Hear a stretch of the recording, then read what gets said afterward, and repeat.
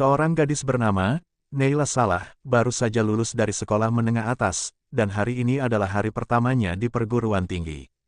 Bercita-cita menjadi seorang pengacara, Neila memilih untuk belajar di universitas hukum paling terkenal di Prancis, Universitas Paris. Pagi itu, Neila terlambat. Ketika dia tiba di kelas, dia bingung di mana harus duduk, karena semua kursi sudah penuh. Melihat seorang siswa baru yang terlambat pada hari pertama, profesor menegurnya. Nama profesor itu adalah Pierre Massat. Pierre adalah ahli debat, ahli komunikasi, ahli psikologi, dan ahli berbicara di depan umum. Ketika mengetahui bahwa Neila berasal dari keturunan Arab, Pierre segera menghina dia, mengatakan bahwa orang Arab memiliki kebiasaan terlambat dan tidak memiliki sopan santun. Tidak hanya menghina, Pierre juga mengatakan bahwa umat Muslim tidak pantas tinggal di Eropa. Muslim seharusnya tinggal di negara-negara berkembang. Mendengar kata-kata itu, Neila mencoba membela dirinya. Namun karena Pierre adalah ahli debat, Neila kalah dalam argumen dan tidak bisa lagi membalas kata-katanya. Mahasiswa lain yang mendengar ucapan rasis itu juga memprotes, membela Neila. Alih-alih meminta maaf, Pierre malah berdebat dengan mereka semua. Karena dia terlalu mahir dalam berdebat, profesor membuat semua mahasiswa di kelas terdiam, kalah. Selama perdebatan, beberapa mahasiswa merekam ucapan rasis Pierre. Tak lama kemudian, rektor datang untuk menyambut para mahasiswa pada hari pertama mereka. Dia kemudian mengumumkan bahwa akan segera diadakan kompetisi debat khusus untuk mahasiswa baru. Dia mengatakan bahwa selama 4 tahun terakhir, universitasnya selalu kalah dari universitas lain. Jadi dia sangat berharap mahasiswa baru tahun ini bisa memenangkan kompetisi paling bergengsi di Prancis, dan membawa pulang medali yang sudah lama tidak mereka dapatkan. Bagi siapa saja yang ingin mendaftar, silakan mengisi formulir di meja. Setelah kelas, Neila awalnya ingin mendaftar. Namun karena formulir ada di meja profesor, Neila yang masih sakit hati memilih untuk segera pergi. Di rumah, Neila hanya tinggal bersama ibunya. Sebagai seorang ibu tunggal, ibu Neila akhir-akhir ini pulang terlambat, karena harus bekerja di 2 tempat. Malam itu, setelah menyelesaikan tugas kuliahnya, Neila keluar dan berkumpul dengan teman-temannya. Salah satu temannya bernama Mounir. Mounir adalah orang yang sangat peduli terhadap Neila. Mereka sebenarnya saling menyukai sejak awal. Namun karena mereka malu dan tidak pernah mencoba untuk mengungkapkan perasaan mereka, akhirnya hingga saat ini keduanya hanya berteman. Keesokan harinya, Pierre dipanggil ke kantor rektor. Rektor bertanya pada Pierre apa tujuannya membuli mahasiswa baru dengan kata-kata rasis. Akibat tindakan Pierre, sekarang video yang direkam mahasiswa telah menjadi viral dan menyebar di internet. Reputasi kampus menurun dan tercemar. Dilaporkan bahwa Dewan Kampus sedang melakukan penyelidikan setelah bukti terkumpul, kemudian sidang akan diadakan. Jika terbukti bersalah, Pierre pasti akan dipecat. Mendengar semua itu, Pierre hanya terdiam. Sore harinya, sebelum mengajar, Pierre mendekati Neila dan memintanya untuk tidak pulang setelah kelas. Lagi dan lagi profesor menyindir dengan kata-kata rasis. Mendengar itu, Neila sudah muak. Namun saat dia ingin pergi, Pierre tiba-tiba menyuruhnya untuk datang ke ruang kelas kosong nomor 4, besok sebelum kelas dimulai.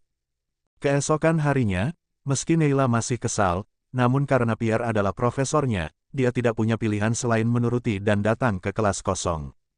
Pierre mengatakan bahwa dia telah mendaftarkan Neila untuk kompetisi debat antar universitas.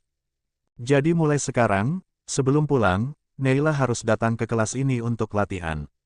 Neila tidak keberatan, itu karena dia ingin mendaftar sejak awal. Profesor kemudian mengujinya, bagaimana jika Neila berdebat dengan lawan pro hukuman mati. Neila menjawab dengan kaku dan panjang lebar. Profesor kemudian menjelaskan bahwa berdebat itu ada waktunya.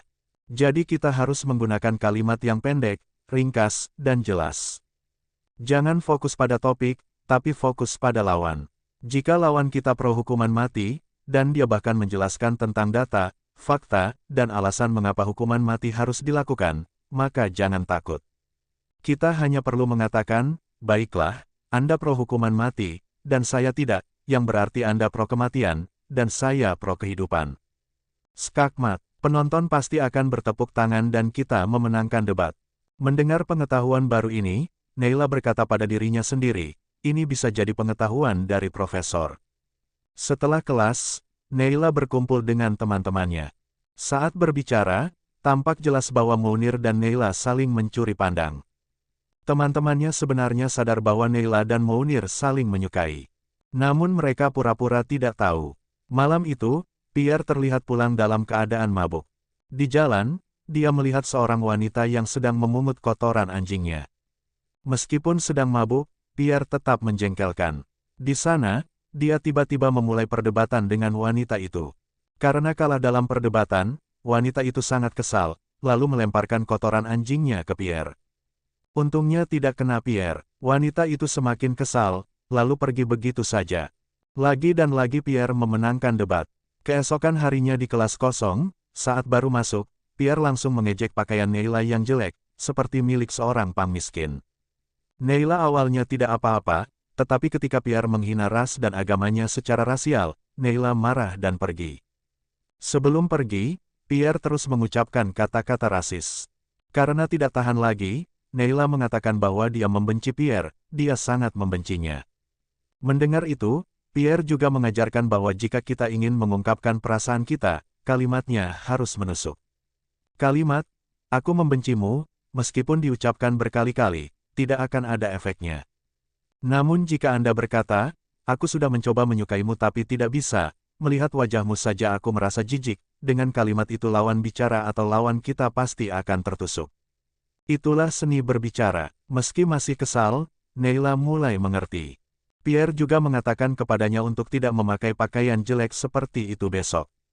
Apakah Neila berpikir pakaian itu tidak penting di dunia ini? Ada banyak orang yang tidak didengar hanya karena pakaian mereka jelek. Sebenarnya, manusia tidak hanya mendengar dengan telinga, tetapi juga dengan mata mereka. Jadi mulai sekarang, jika kamu ingin didengar, maka pelajari cara berpakaian yang baik. Malam itu di rumah, Neila curhat kepada ibunya tentang profesor kuliah yang menjengkelkan. Ibunya menenangkannya dan menasihatinya bahwa mungkin putrinya hanya terbawa suasana. Dia percaya bahwa profesor itu memiliki pengetahuan penting yang tidak dimiliki orang lain. Selama dia mau belajar, suatu hari nanti Neila bisa sukses dan mengangkat status keluarganya. Keesokan harinya, Neila kembali berlatih. Kali ini pelajarannya adalah tentang cara memberikan pidato yang baik atau berbicara di depan umum. Ketika Neila membaca kalimat pidatonya, Pierre marah padanya karena berbicara tidak jelas dan terburu-buru.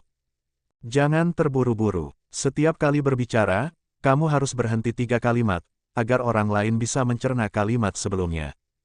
Pierre kemudian menyuruh Neila berlatih sambil menggigit pena, agar pidatonya lebih jelas. Pierre berkata, "Santai saja, penanya halal." Mendengar provokasi itu, Neila tampak sudah terbiasa dan tidak lagi tersinggung. Tidak hanya berlatih pengucapan, Pierre juga mengatakan bahwa saat pidato harus berdiri tegak. Pidato bukanlah dongeng yang hanya didengar dengan suara, tetapi penonton akan mendengar, melihat, dan menilai orang yang sedang memberikan pidato. Jika penampilan orang itu baik, maka pesan akan diterima. Namun meski diajari berkali-kali, Neila tetap tidak bisa melakukannya. Kesal, Pierre kemudian mengajak Neila berlatih di tempat yang ramai agar dia bisa berbicara lebih keras dan jelas. Pierre juga mengingatkan Neila bahwa jika ada orang lain yang menyela dia harus tetap fokus dan tidak terprovokasi. Sayangnya, saat latihan di tempat umum saat dia sedang berbicara, Neila gagal fokus karena terganggu oleh penumpang kereta lain. Hari demi hari, latihan demi latihan, Neila lalui. Artikulasi Neila juga semakin baik. Pierre terus mengajarinya ilmu demi ilmu dan pengetahuan baru. Dalam berdebat atau berpidato, ada 6 strategi. Salah satu strateginya adalah strategi angka dan data. Jika kita berbicara banyak tanpa menyebutkan angka atau data, maka pembicaraan kita akan menjadi omong kosong. Namun jika kita menyebutkan angka, misalnya persentase, seperti 10%, 15% atau lainnya, maka dalam hitungan detik kata-kata kita akan dipercaya. Beberapa hari kemudian, kompetisi pidato dan debat antar universitas diadakan. Giliran Neila yang tampil pertama. Neila akan menghadapi mahasiswa yang mewakili universitas lain. Para juri menjelaskan bahwa topik debat kali ini adalah tentang pakaian. Begitu kedua pihak siap, debat dimulai. Awalnya lawan debat Neila menyampaikan pidato tentang pakaian manusia secara umum. Namun seiring berjalannya waktu, ia mulai membahas pakaian teroris yang sering menyamar di tengah masyarakat. Mendengar hal ini, Neila terpancing. Meskipun Pierre telah memintanya untuk tetap tenang, Neila tetap kesal. Dia bahkan sampai memarahi penonton, mengapa mereka bertepuk tangan, padahal pidato itu bersifat rasis. Para juri kemudian memperingatkan bahwa jika Neila tidak bisa mengendalikan emosinya, dia akan didiskualifikasi. Neila kemudian mencoba untuk mendebat lawannya dengan argumen yang telah dipersiapkannya. Namun karena kehilangan fokus, pidatonya menjadi tidak jelas dan berantakan. Melihat kegugupannya, lawannya bersiul, mengejek, dan menertawakannya. Untungnya, para juri menilai bahwa lawan Neila telah melanggar aturan dengan bersiul di ruangan dan mengganggunya saat masih gilirannya berbicara. Para juri mendiskualifikasi lawan Neila. Neila otomatis menang, dan akan melaju ke babak berikutnya. Di luar, Pierre mengomel mengapa Neila melupakan semua pelajaran yang telah diajarkan selama ini. Dia telah berkali-kali memberitahunya untuk tidak terpancing, fokus pada debat, dan tidak menggunakan emosi. Di kereta, Pierre kembali menyuruh Neila untuk berlatih berbicara di depan kerumunan. Pokoknya, di babak berikutnya, dia tidak boleh terpancing oleh gangguan orang lain lagi. Tapi ketika dia memulai pidatonya, karena terlalu malu, Neila tidak bisa berhenti tertawa. Bukan hanya malu, dia juga kehilangan fokus karena ada musisi jalanan yang bermain musik di kereta, yang sangat berisik. Melihat bahwa muridnya juga tidak bisa melakukannya, Pierre tidak punya pilihan selain memberikan contoh langsung. Pierre memulai aksinya dengan tiba-tiba berbicara keras seperti seorang orator hebat. Semua mata di kereta beralih padanya dan mendengarkan pidatonya. Setelah mereka turun dari kereta, Neila mengatakan bahwa dia kagum dengan cara Pierre berbicara di kereta. Seketika suasana di kereta berubah. Para musisi jalanan juga mengubah musik mereka untuk mengiringi Pierre. Saking terkesannya, ada seorang nenek yang memberinya uang karena terpengaruh oleh pidato tersebut. Pierre dengan santai menjawab, itulah seni berbicara. Pierre juga mengajarkan bahwa inti dari berbicara bukanlah tentang kebenaran atau kebohongan, tetapi tentang benar atau salah. Tidak ada seorang pun di dunia ini yang tidak pernah berbohong. Tapi berbohonglah dengan cara yang benar. Demikian pula, agar kejujuran diterima, harus disampaikan dengan cara yang benar. Pada malam hari saat berjalan pulang, Neila secara tidak sengaja bertemu dengan Mounir dan teman-temannya. Sambil berbicara, Neila mempraktikkan ilmu yang diajarkan Pierre padanya. Dia mulai bertanya kepada Mounir apakah dia sekarang membencinya, karena dia terlalu sibuk belajar dan jarang bermain bersama lagi. Mounir menjawab bahwa dia sama sekali tidak membencinya, dia hanya merindukannya. Sambil membuat wajah sedih, Neila bertanya lagi mengapa dia bisa merindukannya, padahal Mounir tidak menyukainya atau mencintainya. Melihat wajah Neila, karena tidak tahan, Mounir menjawab bahwa dia menyukai Neila. Dia juga mencintai Neila. Skakmat, Neila menang. Dia berhasil membuat Mounir secara tidak sadar mengungkapkan perasaannya. Neila menjelaskan bahwa ini disebut teknik antifrasa, yaitu teknik menggunakan kata-kata berlawanan untuk membuat orang lain mengungkapkan kebenaran. Sekarang setelah Neila tahu bagaimana perasaan Mounir, dia menciumnya tanpa ragu. Keesokan harinya saat mengajar, Pierre mengatakan bahwa tingkat rasisme di dunia masih tinggi. Perundungan terjadi di mana-mana. Bahkan beberapa waktu lalu, di Prancis, ada gambar-gambar kartu nabi. Namun orang-orang diam saja, tidak berani berbicara. Bahkan jika mereka berbicara, suara mereka tidak didengar. Bagaimana kita bisa membela atau memperjuangkan sesuatu, jika kita tidak tahu cara berbicara? Mendengar kata-kata profesor, semua siswa merasa tersentak. Berhari-hari Pierre dan Neila terus menghabiskan waktu berlatih bersama untuk persiapan babak berikutnya. Keduanya kini sangat dekat. Tidak hanya ilmu debat, Pierre juga mengajarkan tentang ilmu berbicara di depan umum atau pidato. Dia mengatakan bahwa cara agar otak kita tidak kosong saat berbicara adalah dengan berlatih menghubungkan kata-kata. Misalnya, jika kita bernapas, itu berarti kita suka oksigen. Jika suka oksigen, berarti suka alam. Jika suka alam, berarti suka Afrika. Menyukai Afrika berarti menyukai sesuatu yang besar. Menyukai sesuatu yang besar berarti menyukai gajah. Karena gajah adalah hewan yang indah, berarti kamu harus menyukai wanita. Karena wanita adalah makhluk paling indah di bumi. Tidak hanya belajar melatih otak, Pierre juga mengajarkan Neila cara menghina lawan debat. Dalam menghina, ada seni. Jika kita mengucapkan kata-kata kasar, maka hinaan itu akan menjadi hinaan kosong tanpa efek. Tujuan menghina adalah untuk menjatuhkan psikologi lawan. Jika kita menggunakan kata-kata kasar, kita perlu mengucapkannya berkali-kali sampai lawan terpancing. Namun jika kita menghina hal-hal fisik atau pribadi, maka dalam hitungan detik, psikologi lawan pasti akan berubah segera. Jadi jangan fokus pada kata-kata kotor, tetapi fokus pada psikologi lawan. Pierre juga mengingatkan Neila bahwa teknik menghina ini seperti pisau bermata dua yang tajam. Kita harus berhati-hati. Jika digunakan sembarangan, bisa berbahaya. Meskipun terdengar ekstrim, Neila senang mendapatkan pengetahuan baru yang belum pernah dia pelajari sebelumnya. Hari demi hari berlalu, babak demi babak kompetisi berhasil dilewati Neila. Dengan keterampilan dan teknik yang dipelajarinya dari Pierre, hingga akhirnya Neila mencapai babak final. Berkat serangkaian kalimat pidato yang sangat menyentuh, Neila menang dan terpilih sebagai juara. Gadis muda yang awalnya tidak dikenal siapa-siapa kini terkenal dan suaranya didengar di seluruh universitas di Prancis. Setelah kompetisi, untuk merayakan kemenangan, Pierre mengajak Neila makan malam di restoran. Sepanjang makan, Neila bercerita tentang Mounir. Dulu, hubungan mereka tidak pernah berkembang. Tetapi sejak belajar ilmu komunikasi, mereka sekarang bisa berkencan. Meskipun Mounir hanya seorang sopir taksi, dia selalu percaya bahwa suatu hari nanti pacarnya akan sukses. Melihat Neila bahagia, Pierre juga bahagia. Keesokan harinya, kampus mengadakan perayaan kemenangan Neila. Sebelum pesta dimulai, rektor meminta Neila untuk maju memberikan pidato. Dalam pidatonya, Neila mengucapkan terima kasih dan mendedikasikan kemenangannya untuk kampus. Mendengar pidato tersebut, semua orang bertepuk tangan. Setelah pidato, para tamu makan bersama.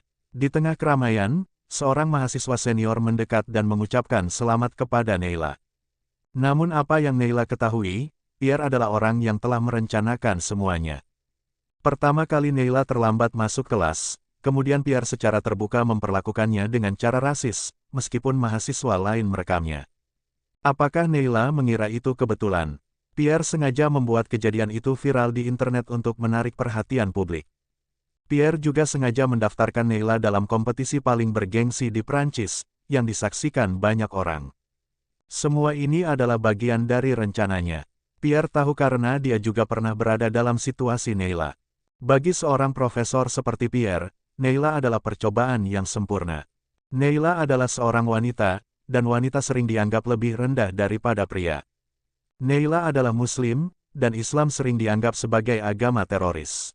Neila juga merupakan imigran keturunan Arab, dan imigran sering dianggap sebagai beban bagi penduduk asli. Bahkan rambutnya, pantas untuk dihina karena tidak lurus. Segala sesuatu tentang Neila penuh dengan isu minoritas. Tanpa disadari, Neila telah digunakan sebagai simbol. Melalui Neila, Pierre seolah ingin menyampaikan pesan kepada masyarakat, bahwa kaum minoritas juga bisa bersuara.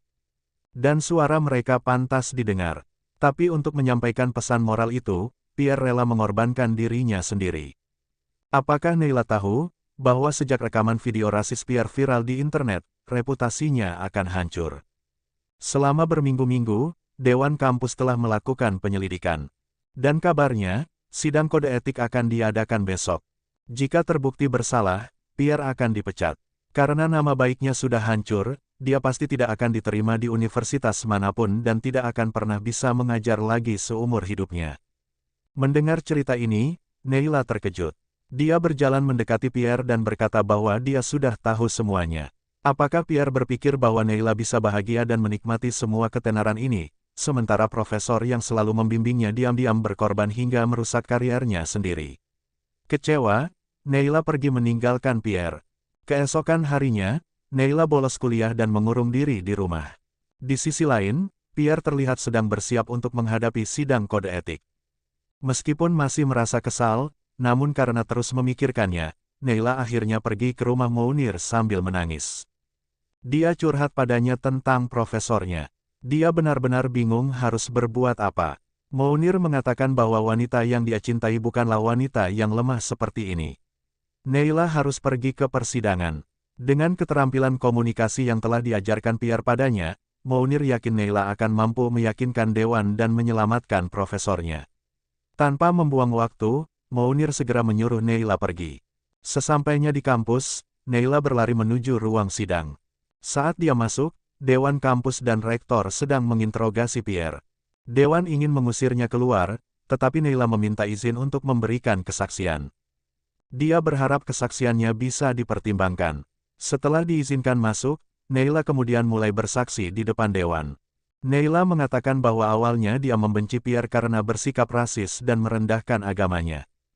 Tetapi sekarang dia menyadari bahwa Pierre memiliki tujuan dalam melakukan semua ini.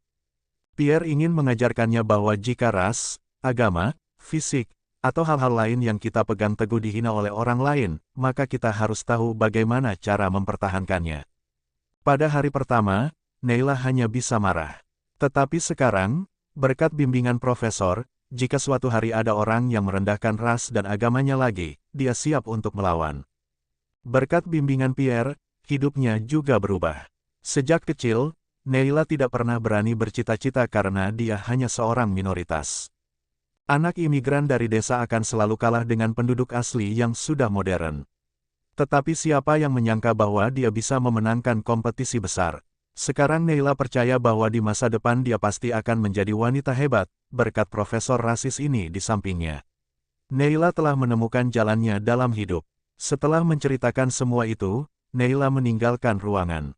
Mendengar kesaksian ini, Dewan Kode Etik memutuskan untuk menutup kasus Pierre. Setelah sidang, Pierre segera mengejar Neila. Kemudian dia berteriak memanggil Neila. Meskipun masih kesal, Neila pura-pura tidak mendengarnya. Pierre tidak punya pilihan selain berteriak lagi dengan kata-kata rasis. Barulah Neila berbalik. Tapi kali ini Neila tidak marah, dia malah tertawa sambil menangis. Akhirnya, mahasiswa imigran dan profesor rasis yang menyebalkan itu berbaikan dan pulang bersama. Beberapa tahun kemudian setelah lulus, Neila sekarang menjadi seorang pengacara. Hari itu di penjara, Neila bertemu dengan seorang tahanan yang ditangkap karena perampokan. Pada awalnya, tahanan itu meremehkan Neila. Dia menyuruh polisi untuk mengirimkan pengacara laki-laki, tetapi mengapa yang datang seorang wanita? Wanita tidak bisa melakukan apa-apa. Tetapi ketika Neila mulai berbicara, tahanan itu langsung diam dan mematuhi semua perintahnya. Cerita ditutup dengan Neila berjalan pergi sebagai seorang pengacara hebat.